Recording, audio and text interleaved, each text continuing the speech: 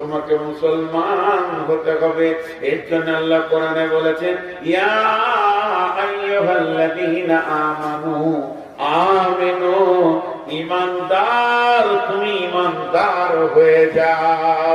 ইয়া আইয়ুহাল্লাযীনা আমানু কু আনফুসাকুম ওয়া আহলিকুম নারা, হে ঈমানদারেরা তুমি নিজে বাঁচো, তোমার আহলকে জাহান্নামের আগুন থেকে বাঁচাও।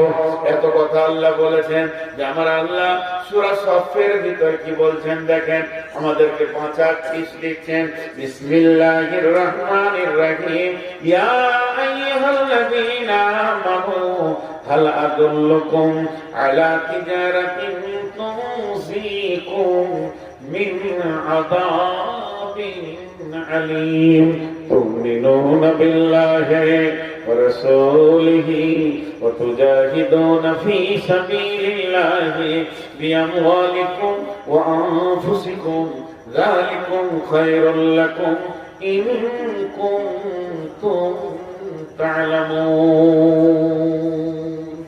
একটা মজার কথা আপনাদেরকে শোনাই। প্রায় স্কুলে হয় কি হয় না, স্কুলে মাদ্রাসাতে কেমন করে দাঁড়ায়, লাইন সোজা করে দাঁড়ায় কিনা, কথাটা উত্তর দেবেন আপনারা। এর মধ্যে যুক্তি কথা আছে। এটা আমি পেয়েছি গোলাম মুর্তুজার কাছ থেকে। আমি লাইন শুনছি বসে বসে, শিশু অবস্থায় খুব দামি কথা বলেছিলেন, এখন আমার ব্রেনে সেটা আছে। প্রেয়ার লাইন হয় একটার পেছনে একটা, একটার পেছনে একটা, এটা একটা লাইন, এটা একটা লাইন, এটা একটা লাইন।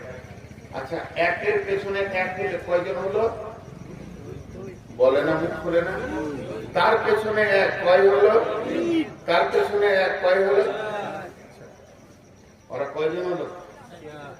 4 জন। আর আমার রাসূল প্রেয়ার লাইন কিভাবে শিখিয়েছেন? একের পেছনে এক না একের পাশে এক।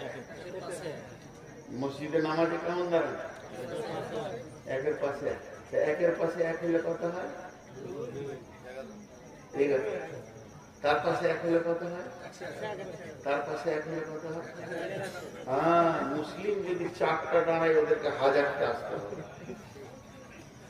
এখন ওই ক্ষমতাটা মুসলমানদের আছে, কি বলেন? আল্লাহ এখনো কেড়ে নেয়নি।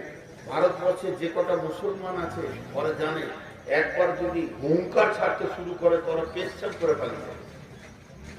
প্রশাসন শুধু ওদের সাথ দিচ্ছে তাই, তারপরও ভারতবর্ষের মুসলমান এখনো ধৈর্যের উপরে দাঁড়িয়ে আছে। যেদিন ধৈর্যের বাঁধ ভাঙবে, যেদিন এরা নামবে